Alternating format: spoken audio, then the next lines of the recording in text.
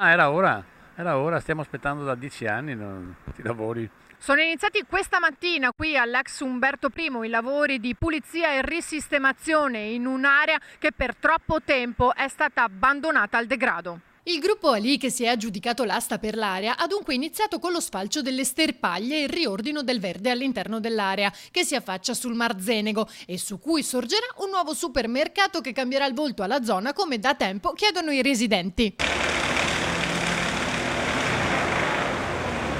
Abbiamo bisogno di un supermercato più grande e poi soprattutto finisce un po' di degrado. Mi dispiace per i drogati che non sapranno dove andare poi. È perché perdono una, perdono una casa molto importante qua. Era anche ora che lo facessero proprio, anche tardi direi.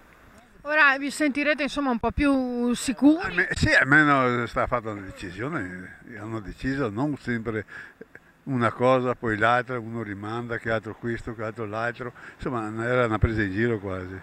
Comunque è bene così, che se è vero è ben fatto. Chissà che non li blocchino poi, chissà che non vengano bloccati i lavori, perché qui in Italia si sa quando si parte ma non si sa quando si arriva. Qualcuno però avrebbe preferito un altro utilizzo dell'area. Io preferirei che facessero verde, dico la verità, perché verde ce n'è poco.